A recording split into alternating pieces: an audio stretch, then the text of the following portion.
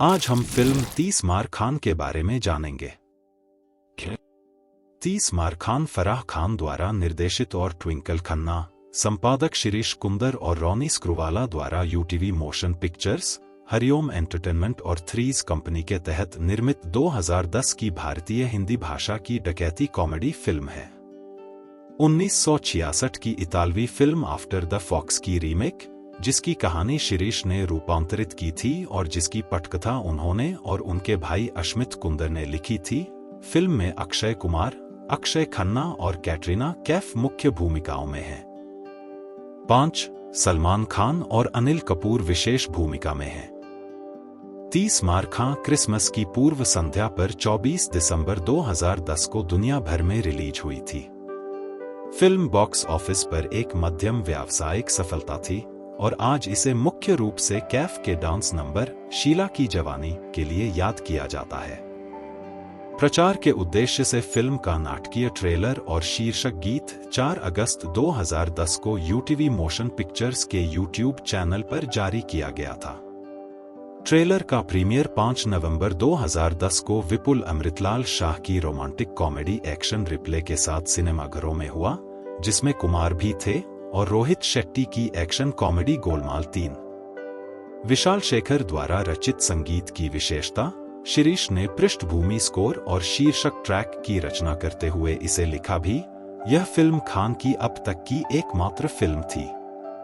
Release के बाद नकारात्मक समीक्षा मिलने के बावजूद 30 मार खान ने फिल्म निर्माण में एक क्लासिक पैरोडी के रूप में पंथ का दर्जा हासिल कर लिया है।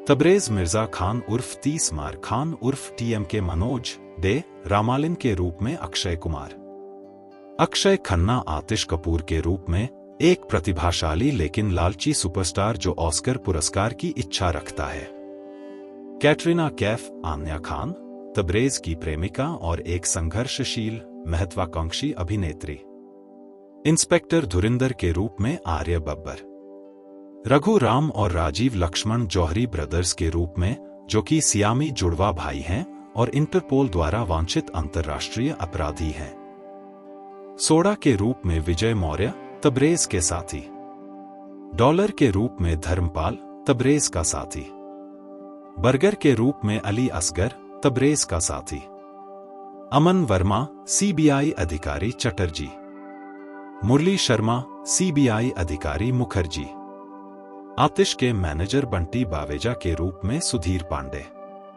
अपरा मेहता तबरेज की मां के रूप में। आइए अब फिल्म की कहानी को शुरू करते हैं। फिल्म के शुरुआत में भारतीय पुलिस बल ने 500 करोड़ रुपए के राष्ट्रीय खजाने की तस्करी के एक अभियान का सफलतापूर्वक भंडाफोड़ किया है। इंटरपोल को संदेह है कि कुख्यात सियामी जुड़वा जौहरी ब्रदर्स इसके पीछे हैं। इस संभावना के कारण कि वे फिर से खजाना चुराने की कोशिश करेंगे, कमिश्नर खड़क सिंह को उस ट्रेन की सुरक्षा का काम सौंपा जाता है जो इन प्राचीन कलाकृतियों को बिना रुके दिल्ली के खजाने में वापस ले जाएगी। कमिश्नर खड़क सिंह को संदेह है कि जौहरी ब्रदर्स चलती ट्रेन से कलाकृतियां चुराने के लिए एक चालाक ठग तबरेज मिर्जा खान उर्फ 30 मार खान को काम पर रखेंगे। इस बीच पेरिस में तबरेज को इंटरपोल के एक गुप्त एजेंट द्वारा गिरफ्तार कर लिया जाता है। सीबीआई अधिकारी चटर्जी और मुखर्जी को तबरेज को हवाई मार्ग से भारत वापस लाने की जिम्मेदारी सौंपी जाती है। हालांकि तबरेज विमान में सवार लोगों को धोखा देता है और उतरते ही चुपके से भाग जाता है। जैसा कि उम्मीद थी, उसे जल्द ही जौहरी ब्रदर्स द्वारा काम पर रखा जाता है, जो प्राचीन वस्तुओं को वापस पाने के लिए बेताब हैं। इस कर्तव्य को अंजाम देने के लिए तबरेज एक कम बजट वाली फिल्म से कुछ शूटिंग उपकरण चुराता है और धूलिया नामक एक गरीब छोटे से गांव में पहुंचता है, जो रेलवे ट्रैक के पास बसा है, जिस पर प्राचीन वस्तुओं को ले जाया जाएगा। वह मनोज डे रामालिन, एक फिल्म निर्देशक और मनोज नाइट रामालिन का भाई होने का दिखावा करता है। इस पहचान का उपयोग करते हुए वह आतिश कपूर से संपर्क करता है, जो एक सुपरस्टार है जो ऑस्कर पुरस्कार जीतने के लिए बेताब है, ताकि वह पुलिस पर बढ़त हासिल करने और ग्रामीणों को नियंत्रित करने के लिए उसकी फिल्म का हिस्सा बन सके। तबरेज द्वारा भारत के स्वतंत्रता संग्राम पर आधारित एक ऑस्कर विजेता पीरियड ड्रामा सुनाए जाने के बाद आतिश तुरंत फिल्म का हिस्सा बनने के लिए सहमत हो जाता है। जब तबरेज डकैती के लिए तैयार होता है तो जौहरी ब्रदर्स उसे बताते हैं कि सुरक्षा कारणों से ट्रेन 1 हफ्ते देरी से चल रही है। नतीजतन उसे मजबूरन फिल्म की शूटिंग करनी पड़ती है, जिसका नाम भारत का खजाना है, जिसका मतलब है भारत का खजाना, जिसे वह कभी नहीं करना चाहता था। शूटिंग की प्रक्रिया के दौरान वह गांव वालों के साथ घुल मिल जाता है और अनजाने में आतिश के अंदर के मेथड एक्टर को जगाने में भी कामयाब हो जाता है। आखिरकार वह बड़ा दिन आ जाता है और तबरेज गांव वालों को बताता है कि जिस दृश्य को शूट किया जाना है वह भारतीयों द्वारा ब्रिटिश अधिकारियों द्वारा सुरक्षित ब्रिटिश ट्रेन को लूटने का है, जो भारत के खजाने को चुरा रहे हैं और अंततः उन्हें वापस ब्रिटेन ले जा रहे हैं। वह उन्हें ट्रेन को रोकने और लूटने और सारी लूट को 3 बक्सों में भरने का निर्देश देता है।